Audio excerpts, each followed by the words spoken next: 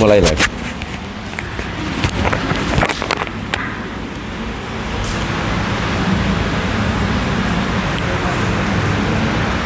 Assalamualaikum warahmatullahi wabarakatuh. Bismillah walhamdulillah wassalatu wassalamu ala rasulillah Sayyidina Muhammad ibn Abdillah wa ala alihi wa sahbihi wa man wala. La hawla wa la quwata illa billah, amma ba'du.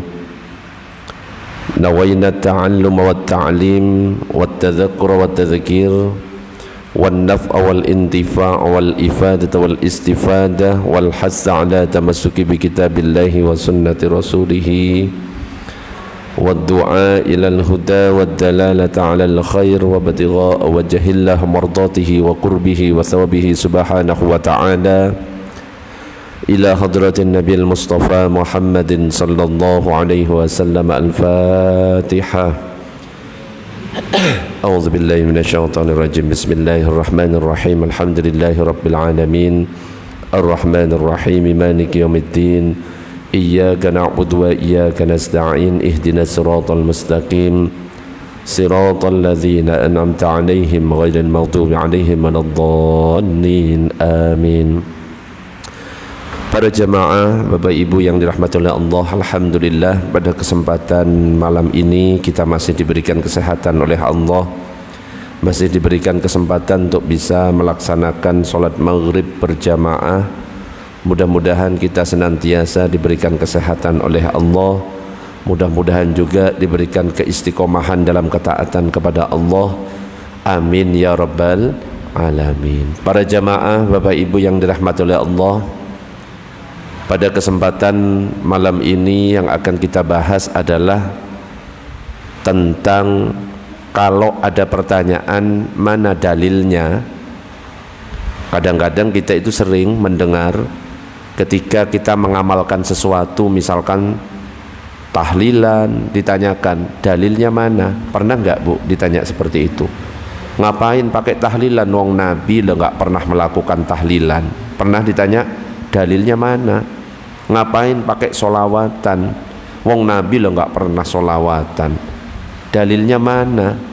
Coba seandainya rumusnya itu bahwa setiap orang itu harus ada dan tahu dalilnya, kira-kira kalau saya tanya ibu-ibu dan bapak-bapak ketika sholat tahu dalilnya ndak? Hafal ndak dalilnya? Nggak ada yang hafal mungkin, ya. Kalau misalkan saya tanya ibu-ibu dan bapak-bapak yang tadi sebelum sholat maghrib berwudu, saya tanya tahu ndak dalilnya? Hafal ndak dalilnya? Ndak kan? Coba bayangkan kalau seandainya bahwa sahnya sebuah ibadah itu harus tahu dalilnya, harus hafal dalilnya. Berapa banyak orang yang tidak hafal sehingga membuat sholatnya, wudunya menjadi tidak sah. Makanya itu yang akan saya bahas pada kesempatan malam ini. Allahumma shalli ala sayyidina Muhammad. Para jamaah, Bapak Ibu yang dirahmati oleh Allah,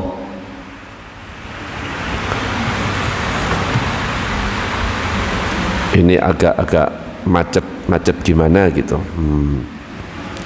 Sudah bisa gerak ya? Nah, kalau saja semua muslim itu harus tahu dalilnya dalam beribadah, dan dalil yang dimaksud itu adalah Al-Quran dan hadis Nabi, coba bisa kita bayangkan berapa banyak ibadah umat Islam ini yang tertolak dan tidak sah karena memang banyak muslim yang beribadah itu tapi tidak tahu dan tidak hafal ayat dan hadis yang menjadi dasar ibadahnya.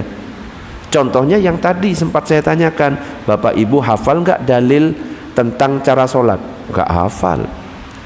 Bapak Ibu hafal nggak tentang dalil cara wudhu? Nggak ada yang hafal. Wong kita wudhu, sholat dan lain sebagainya karena memang kita mendapatkan pelajaran dari ulama, dari kiai. Cara wudhu ini loh gini, akhirnya kita praktekkan, betul? Cara sholat loh gini, akhirnya kita praktekkan. Iya, kalau misalkan saya yang ditanya, Ustadz memangnya hafal kalau misalkan wudhu itu dalilnya di mana? Kalau saya ya hafal, karena memang saya posisinya sebagai ustadz. Ya kalau saya ditanya dalilnya apa kalau wudu, ya tinggal saya sampaikan, ya ayyuhalladzina amanu idza qumtum ila sholati faghsilu wujuhakum wa aydiyakum ilal marafiqi wamsahu bi ru'usikum wa arjulakum ilal ka'bain. Wes, karena memang ustadz, tapi tidak semua muslim itu ustadz. Jadi apakah pantas setiap orang itu ditanya dalilnya dan harus hafal dalilnya? Tidak. Allahumma salli ala Sayyidina Muhammad. Wuduknya tidak sah karena hadis tentang membasuh muka, kepala diusap. Ya mereka tidak hafal, kita juga tidak hafal. Akhirnya semua ibadah yang dilakukan sia-sia. Kalau sejak awal tahu itu sia-sia, ya akhirnya orang-orang berpikiran, ya ngapain saya ibadah. Makanya nggak sembarangan ketika kita melihat orang beramal melakukan sebuah ibadah terus kita ditanya, dalilnya mana? Gak sembarangan. Kalau memang mau tanya dalil, tanya kepada ulama. Ya, kalau kita orang awam, dalilnya gak bisa langsung kepada Al-Quran dan hadis. Ya kenapa? Wong kita ini gak ngerti bahasa Arab. Kita itu kalau baca Al-Quran ya cuma bisa baca terjemahannya saja. Dan gak boleh kita kalau dari terjemahan kemudian kita simpulkan sendiri, kemudian kita amalkan sendiri, gak boleh. Makanya kalau misalkan kita mengamalkan cara wudhu yang ada dalam Al-Quran, coba saya tanya, cara wudhu dalam Al-Quran itu ternyata apa langkah-langkahnya? Langkah-langkahnya cuma 4 saja. Idza kumtum ilas sholati faghsilu wujuhakum wa aydiyakum ilal marafiqi wamsahu bi ru'usikum wa arjulakum ilal ka'bain. Apabila kalian hendak mendirikan salat, basuh wajah, basuh tangan sampai siku, usap kepala, basuh kaki sampai mata kaki. Coba bayangkan kalau ibu-ibu dan bapak-bapak ngamalkan langsung seperti ini, wuduknya sah atau tidak? Tidak sah. Kenapa? Ada yang belum niat. Nah, innamal a'malu bin niat wa innamal likulli imri'in ma nawa. Kalau langsung 4 kita lakukan, ya cuma dianggap cuci muka, cuci tangan, usap kepala, cuci kaki. Kenapa? Karena harus ada niat supaya itu disebut sebagai ibadah. Makanya yang menyampaikan menjadikan 1 dari 4 ini ditambah niat jadi 5. Kemudian ulama menambahkan lagi, karena di Al-Quran harus urut, maka jadinya harus tertib. Makanya disimpulkan oleh ulama bahwa fardunya wudhu atau rukunnya wudhu ada berapa? 6. Itu asal muasalnya. Makanya kalau kita orang awam gak bisa langsung kepada Al-Quran merujuknya, gak bisa juga langsung kepada hadis merujuknya, tapi kita tinggal tanya kepada siapa? Para ulama. Makanya dikatakan dalam Al-Quran itu, fas'alu ahlaz zikri in kuntum la ta'lamun. Tanyakan kepada ulama jika kalian tidak mengetahui. Allahumma salli ala Sayyidina Muhammad.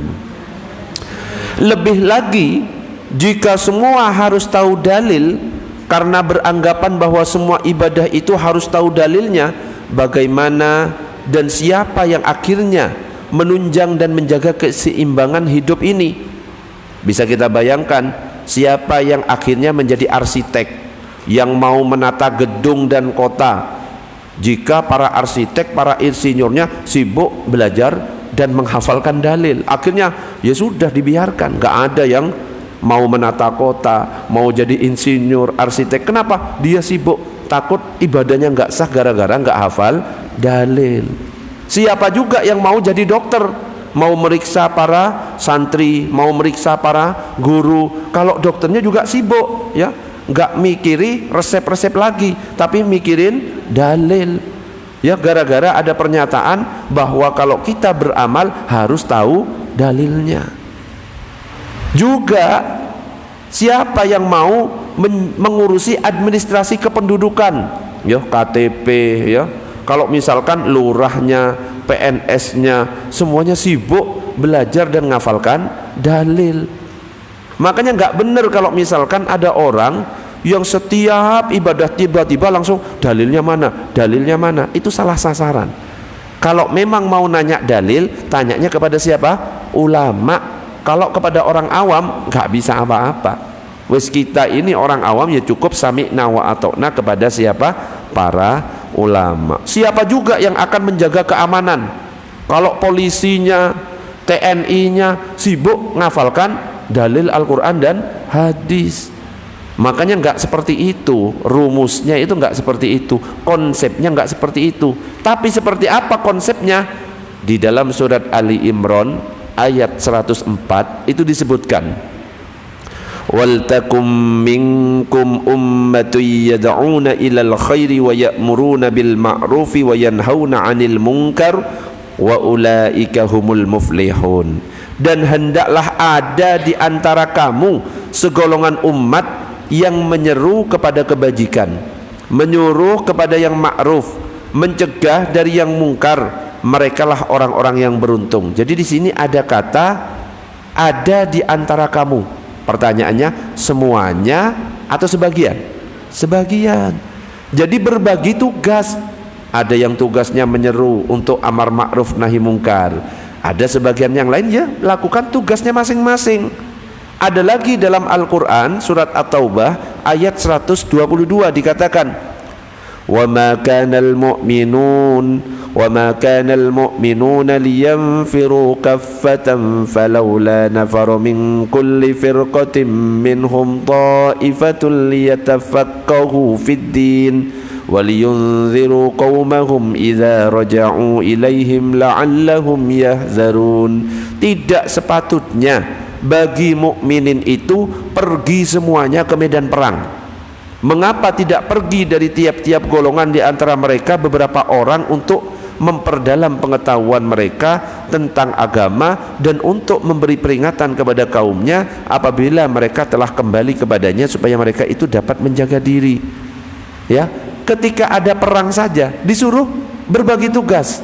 Ada yang berangkat ke medan perang, ada sebagian yang tetap belajar, mencari ilmu supaya apa? Nanti yang pergi ke medan perang, yang ketinggalan pelajarannya, ketika mungkin menang kembali lagi bisa berbagi. Gini loh ilmu yang saya dapatkan. Wong perang saja cukup sebagian, sebagian masih diperintahkan untuk nuntut ilmu. Artinya apa? Kita diperintahkan untuk berbagi tugas. Makanya kalau polisi ya tugasnya jaga keamanan. Yang penting dia tahu kewajibannya apa? Sholat. Dan dia tahu bagaimana caranya sholat. Gak perlu hafal dalilnya. Oh kalau takbiratul ihram dalilnya qala Rasulullah sallallahu alaihi wasallam. Repot gak kira-kira? Kalau polisi harus ngafalkan setiap gerakan. Kalau ruku qala Rasulullah sallallahu alaihi wasallam. Repot apa enggak? Repot. Ya saya juga repot.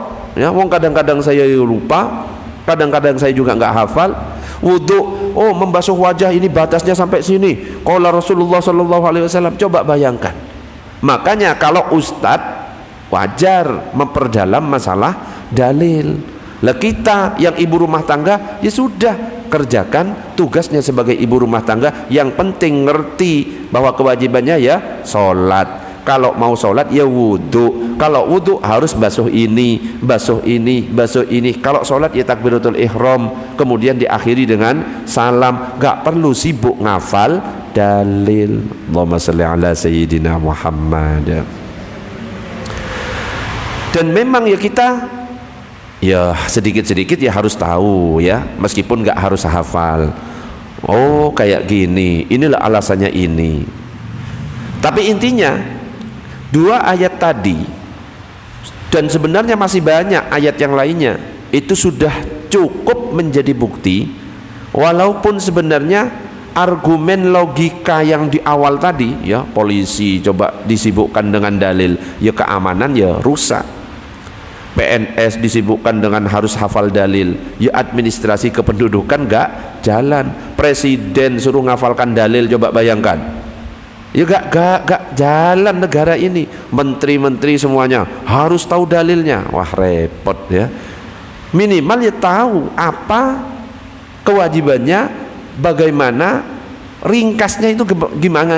Wes itu aja. Ya kalau bukan ustadz, wes cukup itu saja. Tapi kalau memang pekerjaannya dia adalah ulama, dia adalah ustadz, maka wajar kalau dia belajar, memperdalami, menghafalkan Al-Quran, menghafalkan hadisnya. Jadi setiap orang itu bekerja sesuai bidangnya dan semua harus imbang. Tidak semua menjadi ustadz, juga tidak semua menjadi dokter. Jadi berbagi, harus ada pembagian pekerjaan agar seimbang kehidupan ini. Jadi dalam Islam tidak semua harus jadi ahli agama, dalam artian tidak semua harus tahu dan hafal dalilnya. Ya kalau kita ya sesuai dengan rujukan kita. Kalau kita punya rujukan, misalkan saya ikut pendapatnya ulama-ulama Nahdlatul Ulama, ya sudah, sami'na wa ata'na. Insya Allah para kiai-kiai NU pakai dalil apa enggak kira-kira? Ya pakai. Ya biarkan kiai-kiai NU yang hafal, yang mengkaji, lah kita tinggal sami'na wa ata'na. Juga kadang ada yang meributkan itu, kalau saya itu langsung saja ke Al-Quran dan hadis, nggak perlu lewat ulama-ulamaan. Kalau ulama itu bisa salah. Ada kan kadang-kadang? Iya memang ulama bisa salah. Kalau ulama saja bisa salah, apalagi dia yang ngomong itu, tambah bisa salah. Nah kita ini tentunya namanya ulama ya pasti bisa salah, karena kebenaran itu pasti hanyalah Allah, wis wajar. Tapi kalau ulama yang salah, yang penting itu ijtihadnya sudah benar-benar diteliti, benar-benar dengan usaha yang keras, gak dapat dosa. Kata Nabi, man ijtahada fa asaba falahu ajroni wa man ijtahada fa akhta'a falahu ajrun wahidun. Siapa yang berijtihad kemudian benar, dapat 2 pahala. Siapa yang berijtihad kemudian salah, dapat 1 pahala, enggak dosa. Makanya kalau kita Bapak Ibu kok ikut, saya tak ikut Imam Syafi'i pendapatnya, kalau sholat subuh saya kunut, kok ternyata benar memang kunut subuh itu sunnah, berarti dapat berapa pahala? 2 pahala. Lah kok ternyata pendapatnya Imam Syafi'i salah, dosa atau tidak? Tidak, tetap dapat 1 pahala. Makanya tinggal sami'na wa ata'na saja. Ya, saya tak ikut pendapatnya Imam Syafi'i yang mengatakan kunut subuh sunnah, ya ikuti saja. Saya tak ikut pendapatnya ulama-ulama Nahdlatul Ulama, kalau tahlilan itu ya memang dianjurkan untuk mendoakan yang meninggal, gak apa-apa. Ya tapi kita ya harus bijak. Ketika ada orang yang gak mau tahlilan, apa perlu kita salahkan? Gak perlu. Anda gak mau tahlilan, gak apa-apa. Saya tahlilan, ya gak apa-apa. Anda gak boleh ngelarang-ngelarang. Harusnya seperti itu. Insya Allah kalau seperti itu saling menghormati, insya Allah tidak akan ribut sesama muslim. Allahumma sholli ala sayyidina Muhammad. Sampai di sini ada pertanyaan? Monggo kalau ada pertanyaan. Pertanyaannya bebas. Monggo, ada ibu-ibu? Bapak-bapak? Belum ada? Monggo, Mbah, silakan Mbah. Boleh, nggak apa-apa. Kesalahan fatal imam, apakah berimbas kepada makmumnya? Contoh salahnya imam apa, Bah?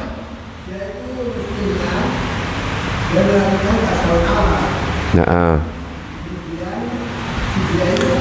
langsung berdiri, nggak pakai tasyahud awal. Subhanallah. Duduk. Sujud.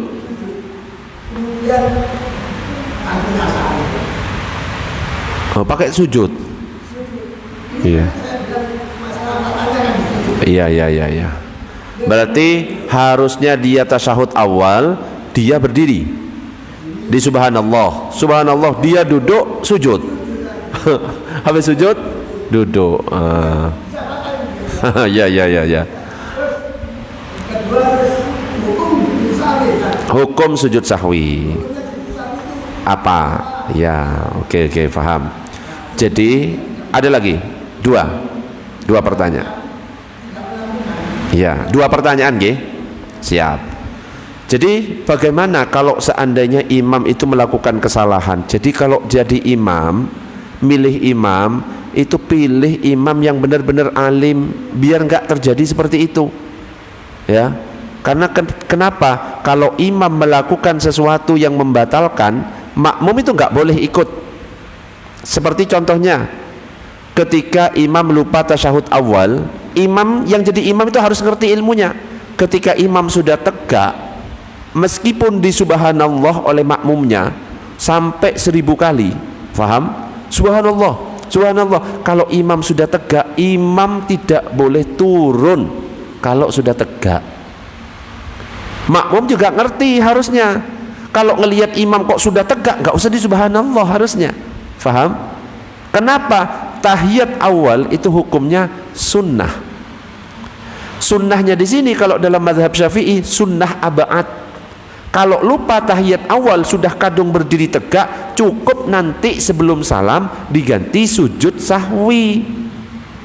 Nah, kalau imamnya nggak faham, ditambah makmumnya juga nggak faham, akhirnya kacau sholat itu.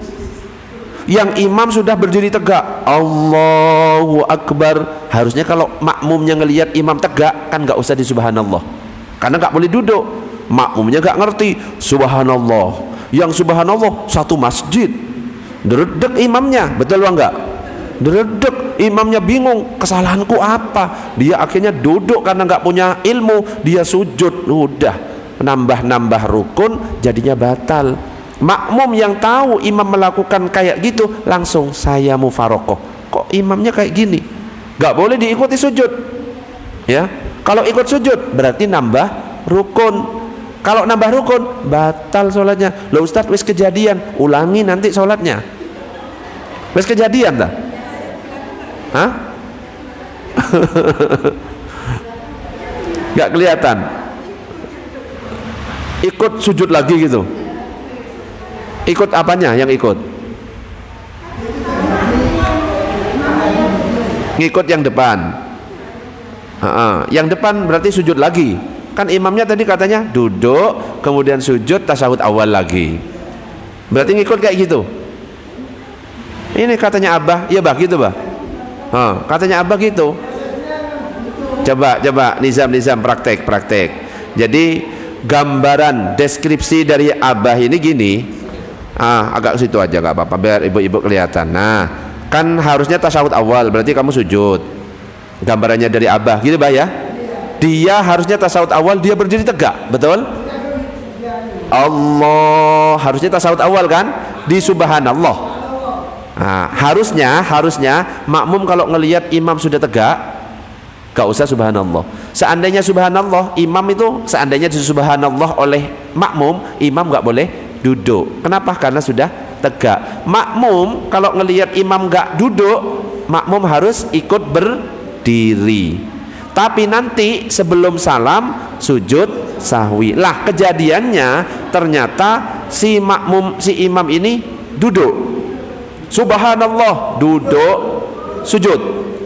sujud si imam. Abang ngelihat kan berarti, kemudian duduk. Ini sudah batal imam ini. Kenapa? Wong nggak sujud harusnya, ya kan? Makmumnya ikut, tambah batal kabeh. Nah, tapi ngikut kayak gitu? Nggak ngikut. Kalau nggak ngikut, nggak masalah. Kalau nggak ngikut, harusnya kalau nggak ngikut, harusnya niatnya sudah mufarokoh. Yang di depannya sujud juga mbak. Yang bingung yang belakang. Ini sujud opo gitu. Iya nggak paham kan? Ini lapo gitu ya. Yang ngerti Abah karena pas di belakangnya biasanya. Jadi kalau imam kayak gitu, kan harusnya dia nggak turun. Dia turun, nambah sujud, batal. Yang tahu wajib langsung niat mufarokoh. Bagi yang tahu, yang ngelihat langsung, Abah harusnya saya mufarokoh. Mufarokoh itu artinya apa? Saya memisahkan diri dari imam. Terus lanjutkan sendiri. Imamnya sudah batal itu. Kayak gitu. Oke? Loh, kalau makmum ikut imam kan batal. Terus makmum masih berjamaah kepada makmum imam yang batal semua, berimbas. kita nggak boleh sebagai makmum bermakmum kepada imam yang batal. Nah tadi kan saya sampaikan imam itu sudah batal. Kenapa? Nambah sujud. Dia juga turun ketika sudah berdiri, itu sudah batal. Makmum yang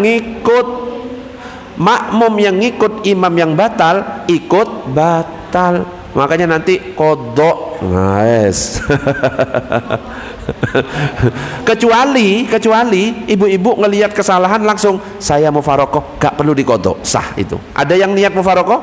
Gak ada ya, karena gak tahu ya. Belakang jadinya gak kelihatan. Ya mudah-mudahan yang gak kelihatan diampuni, yang kelihatan saja yang mengkodok. Abah kelihatan kodok bah. Yang di depan siapa? Kodok. Iya diulangi. Sudah diulangi belum? Iya. Yang ngelihat silahkan nanti di kodok. Kalau yang gak kelihatan belakang, insya Allah diampuni karena gak paham mungkin ya kesalahannya imamnya. Allahumma sholli ala sayyidina Muhammad. Oke, saya kasih tahu yang benar itu gimana. Yang benar tasyahud awal itu hukumnya sunnah. Artinya apa? Kalau ada orang lupa tasyahud awal sudah berdiri tegak, tidak boleh turun meskipun di subhanallah. Makmum wajib ikut berdiri tegak juga. Berarti nggak pakai tasyahud awal, nggak usah. Tapi nanti sampai fil alamina innaka hamidum majid, sebelum salam sujud sahwi. Sujud sahwi hukumnya apa? Sunnah. Seandainya lupa nggak sujud sahwi, tetap sah. Kenapa? Karena apa? Sujud sahwi hukumnya sunnah. Alangkah baiknya ya sujud sahwi, ya. Wes lupa tasyahud awal, lupa sujud sahwi lagi ya.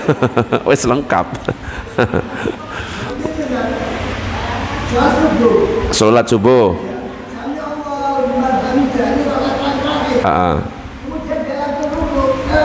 Sujud.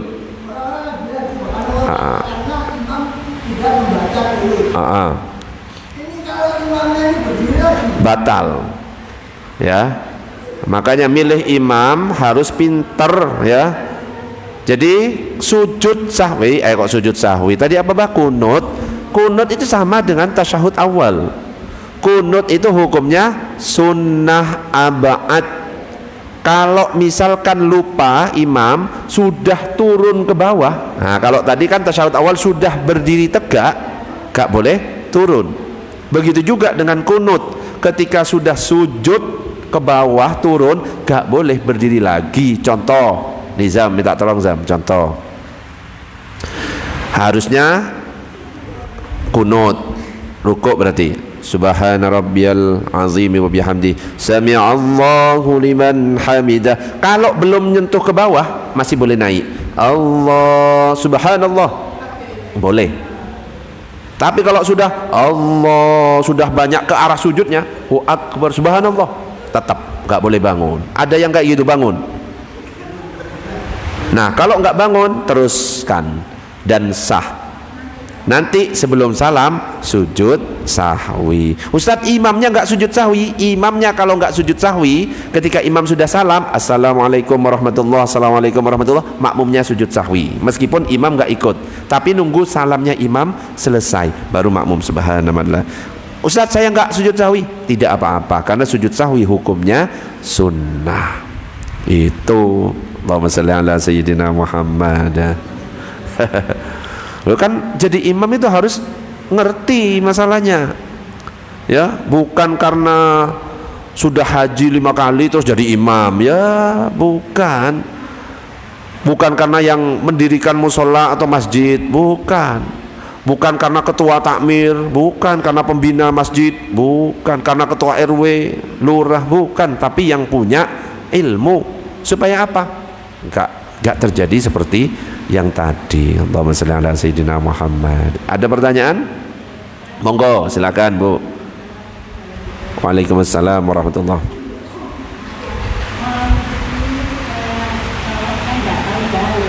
Enggak tahu dalil.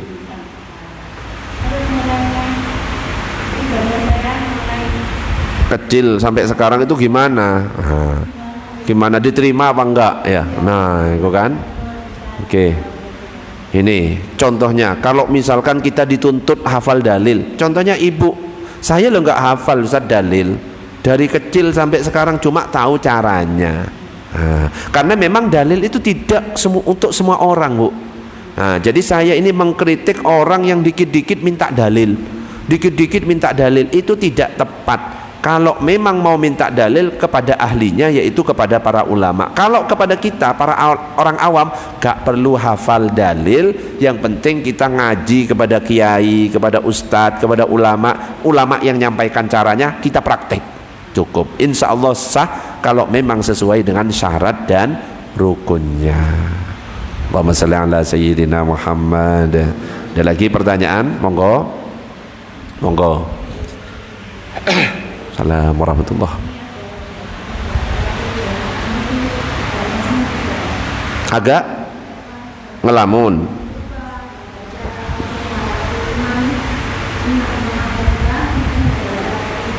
Akhirnya ruku. Ya. Makmum itu ada dua. Ada makmum masbuk, ada makmum muwafiq. Kalau makmum masbuk, dia itu datangnya agak terlambat sehingga untuk membaca Al-Fatihah kadang-kadang nggak cukup. Datang wis baca Al-Ikhlas di sini. Kalau kita datangnya terlambat sebagai makmum masbuk, maka kita baca Fatihahnya semampunya. Ustadz nyampe Ar-Rahmanir-Rahim, imam sudah ruku, ikuti ruku. Karena memang kita sebagai makmum masbuk dan tidak mencukupi untuk menyelesaikan surat Al-Fatihah. Tapi kalau makmum muwafiq sebenarnya dia itu cukup baca Fatihah, sudah ikut takbiratul ihram imam, tapi dia ngelamun. Ya, baru ruku, lali belum baca Al-Fatihah. Gak boleh ruku sebelum dia menyelesaikan Fatihah. Kenapa? Dia sebenarnya punya waktu membaca Al-Fatihah, dia justru ngelamun. Loh gimana Ustaz? Imamnya sudah ruku, gak apa-apa, ketinggalan. Yang penting tidak sampai imam berdiri dari sujud kedua. Meskipun ketinggalan, nanti langsung dikejar. Kalau imam sudah berdiri dari sujud kedua, dia masih sibuk dengan Fatihahnya, menyelesaikan, batal. Kecuali imamnya wis mau bangun sujud kedua, dia langsung niatnya saya tak mufarokoh, saya tak sholat sendirian, baru sah. Bisa difahami?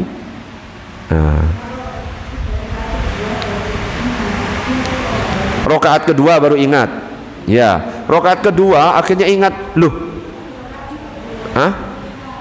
ya rokaat satunya nggak baca, baru ingat di rokaat kedua. Nah ini bagus ini, Ustadz saya sholat rokaat pertama nggak baca Fatihah, lupa, dan ingatnya di rokaat kedua ketika lagi baca Fatihah. Iya saya belum baca Fatihah, terus gimana? Yang rokaat satu yang tanpa Fatihah itu tidak dihitung alias gugur, berarti kurang satu rokaat. Jadi kalau misalkan kita tidak membaca Al-Fatihah, karena kalau dalam mazhab Syafi'i yang wajib baca Fatihah itu imam wajib, makmum juga wajib. Lah kok kita lupa nggak baca, maka nanti nambah satu rokaat. Kenapa? Rokaat yang tanpa Fatihah gugur. Bisa difahami? Allahumma shalli ala sayyidina. Sujud sahwi nggak apa-apa karena lupa. Nggak sujud sahwi ya tetap sah. Itu oke, bisa difahami? Allahumma shalli ala sayyidina Muhammad. Ada pertanyaan? Luis bunyi ternyata ya. Ada pertanyaan? Monggo kalau ada pertanyaan. Apa? Dalam ketika sholat? Ya.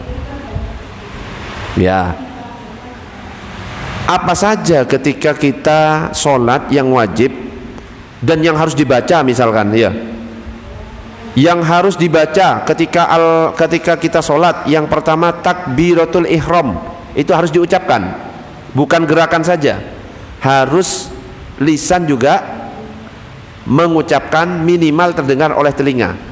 Allahu Akbar. Ini takbir yang pertama. Kalau takbir kedua, ketiga itu sunnah. Jadi takbir yang pertama, takbiratul ihram, itu wajib diucapkan minimal terdengar telinga, satu. Yang kedua yang wajib lagi adalah membaca Al-Fatihah. Itu wajib dan minimal terdengar oleh telinga. Yang ketiga adalah kalau surat pendek nggak wajib, ya. Seandainya nggak baca itu tetap sah. Yang ketiga adalah membaca tasyahud, at-tahiyyatul mubarakatus salawatut thayyibah, itu wajib terdengar telinga. Yang keempat, membaca solawat, Allahumma salli ala sayyidina Muhammad wa ala ali sayyidina Muhammad sampai selesai, minimal terdengar oleh telinga. Dan yang kelima, salam yang pertama, assalamualaikum warahmatullah. Sedangkan yang lain itu hukumnya sunnah, yang bacaan-bacaan. Tapi gerakan beda, ya. Gerakan itu berdiri wajib, ruku ya wajib, sujud wajib, duduk di antara dua sujud, duduk tasyahud dan lain sebagainya. Jadi ada 5 kalau ucapan yang harus kita baca itu. Apa saja tadi? Takbiratul ihram, surat Al-Fatihah, bacaan tasyahud, bacaan solawat, salam pertama. Ini harus diucapkan minimal terdengar oleh telinga sendiri. Ada pertanyaan? Monggo. Ada? Sudah jelas? Kalau sudah jelas ya sudah. Nggak usah dipaksa untuk bertanya. Sudah jelas. Nah ini, bagaimana hukum membaca Al-Fatihah menghilangkan tasdid dari huruf dot? Ghairil maghdubi 'alaihim waladdallin. Tidak sah langsung. Ya, harus waladdallin. Hilang tasdid tidak sah. Salah huruf tidak sah. Kalau surat Al-Fatihah, contoh Bismillahirrahmanirrahim pakai sin, itu artinya apa? Dengan nama Allah yang Maha Pengasih, Maha Penyayang. Diubah pakai sa, tahu sa? Titik 3. Bismillahirrahmanirrahim artinya dengan dosa Allah yang Maha Pengasih, Maha Penyayang. Makanya salah huruf salah dan tidak sah. Makanya milih imam harus yang benar. Pakai hak, ya kan? Alhamdulillahi rabbil alamin, segala puji bagi Allah Tuhan semesta alam. Pakai hak, alhamdulillah. Padahal kan hampir sama. Itu artinya segala kematian milik Allah. Oh, beda kan? Ar-Rahmanir-Rahim pakai hak, yang Maha Pengasih, Maha Penyayang. Diubah pakai kha, Ar-Rahmanir-Rahim artinya yang Maha Pengasih lagi Maha Merdu. Loh, salah artinya, batal itu. Iyyaka na'budu wa iyyaka nasta'in, iyanya ada tasdidnya, artinya hanya kepadamu kami menyembah dan hanya kepadamu kami minta pertolongan. Gak pakai tasdid. Iyyaka na'budu wa iyyaka nasta'in, hanya kepada cahaya mataharimu kami menyembah dan hanya kepada cahaya mataharimu kami minta tolong. Jadi syirik, batal semuanya itu kayak gitu. Makanya kalau milih imam harus yang Al-Fatihahnya yang benar. Allahumma sholli ala sayyidina Muhammad. Wis, insyaallah sudah cukup, sudah bunyi tadi. Mudah-mudahan sedikit yang saya sampaikan bermanfaat. Kita tutup dengan doa kafaratul majlis. Subhanakallahumma wa bihamdika asyhadu an la ilaha illa anta astaghfiruka wa atubu ilaik. Assalamualaikum warahmatullahi wabarakatuh.